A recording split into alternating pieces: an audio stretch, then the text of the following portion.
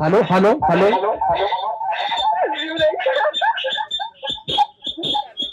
Zinande. What?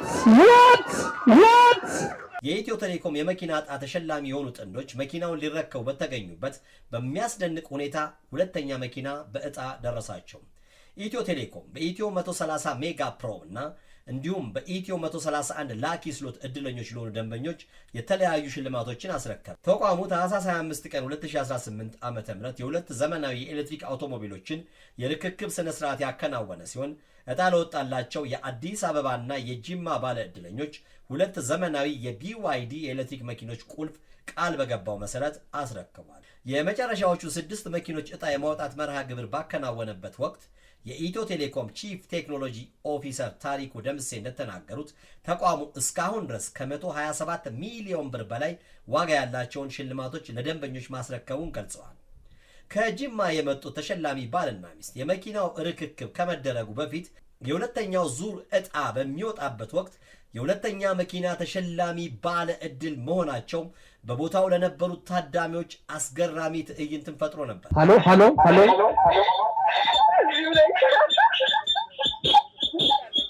Zinande. What?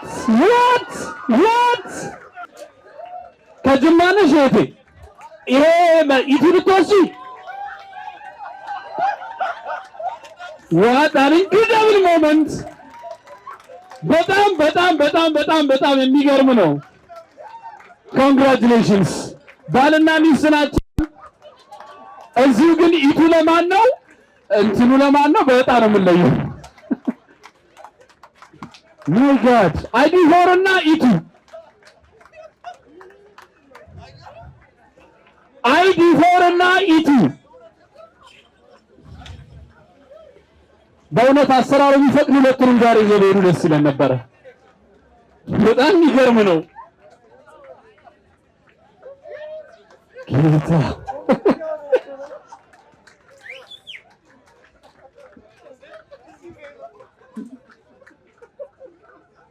በተጨማሪ በቅርቡ ይፋ በተደረገው ዘመን ገበያ አማካኝነት የተለያዩ መገልገያ ቁሳቁሶች በተመጣጣኝ ዋጋ ለተጠቃሚዎቹ እያቀረበ እንደሚገኝ አቶ ታሪኩ ጨምረው ጠቁመዋል። እንደነ ዘመን ገበያ ያሉት ማለት ነው። ዛሬ ላይ ዶሮን በክሊክ መግዛት የምትችሉበትን በግን እንቁላልን በክሊክ ማምጣት የምትችሉበትን ዘመን ገበያን ሶሉሽን ይዘን መጥተናል። በዚህ አጋጣሚ በዓል ስለሆነ ዘመን ገበያ ላይ ሌላ ፌሽታ ነው ያለው አይደል እንዴ?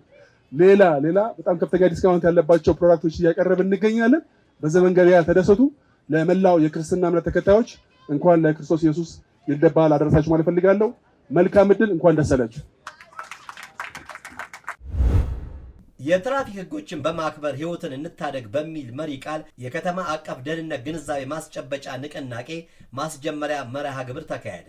ታህሳስ 24 2018 ዓ.ም የአዲስ አበባ ትራፊክ ማኔጅመንት ባለስልጣን ከአዲስ አበባ ፖሊስ ጠቅላይ መምሪያ ባለድርሻ አካላትና የመገናኛ ብዙሃን ባለሙያዎችን በማሳተፍ ከጥር 1 እስከ 30 ድረስ የሚቆይ የትራፊክ ሕጎችን በማክበር ሕይወትን እንታደግ በሚል መሪ ቃል የከተማ አቀፍ የመንገድ ደህንነት ግንዛቤ ማስጨበጫ ንቅናቄ በአውቶሞቲቭ እና በሴፍቲ ዙሪያ የሚሰሩ ሚዲያዎች በተገኙበት የማስጀመሪያ ፕሮግራሙን አከናውኗል። የባለስልጣን መስሪያ ቤቱ ምክትል ዋና ዳይሬክተር አቶ አማረ ታረቀኝ እንደገለጹት መርሃ ግብሩ በከተማዋ የሚደረጉ የመንገድ ደህንነት ንቅናቄ ስራ የመንገድ ደህንነት ግንዛቤ የተለያዩ ሚዲየሞችን በመጠቀም ህብረተሰቡ ዘንድ ተደራሽ በመሆንና የአመለካከት ለውጥ በማምጣት የትራፊክ አደጋን ለመቀነስ ያለመ ነው ብለዋል።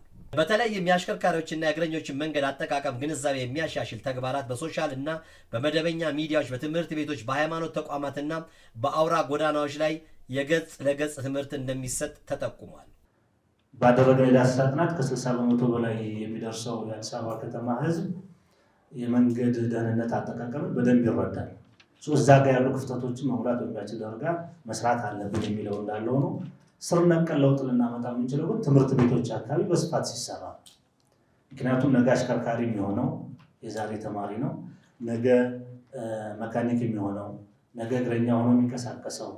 ስለዚህ አጠቃላይ ከባህሪ ጋር ጭምር አብሮ ተቀርጾ ማለት ስላለበት ትምህርት ቤት አካባቢ ላይ ብዙ ኢንቨስት ቢደረግ በአጭር ጊዜ ለውጥ ላናይ እንችላለን። ግን ረዥም ጊዜ ከወሰድን በደንብ ለውጥ ማምጣት የሚቻልበት ሂደት አለ እና ለአጭር ጊዜ ለውጦች እንዲህ አይነት የንቅናቄ መድረኮችን ግብአት አድርጎ መጠቀም ውጤት ያመጣል ማለት ነው። ከኢንተርቬንሽን አኳያ በተለይ የምህንድስና ዘርፍን ከማጠናከር አኳያ ከተማችን ውስጥ ያሉ ትልልቅ የኮሪደር መሰረተ ልማቶች ከለሙ በኋላ በትራፊክ ማኔጅመንት ባለስልጣን የሮድ ማርኪንግ ስራዎች እና የሴፍቲ ስራዎች በስፋት ተከናውነዋል። ከ402 ኪሎ ሜትር በላይ የሮድ ማርኪንግ ስራ ተሰርቷል። በጣም ብዙ የሴፍቲ ስራዎች ተሰርተዋል። አደባባዮች ለትራፊክ ፍሰት ማነቆ የሆኑ ወደ መጋጠሚያ ኢንተርሴክሽን ሲግናላይዝ በማድረግ መቀየር ተሞክሯል። በርካታ ስራ ተሰርቷል ማለት ነው። ባለድርሻ አካላትን በማሳተፍ እንደ ሚዲያ አካላት፣ ሃይማኖት ተቋማት የመሳሰሉትን በመጠቀም ተግባራትን ስንሰራ ቆይተናል። ተመልካቾቻችን የሳምንቱ የኢትዮ አውቶሞቲቭ መረጃዎች እነኚህ ነበሩ። ከቀሪ የኢትዮ አውቶሞቲቭ ፕሮግራሞች ጋር መልካም ጊዜ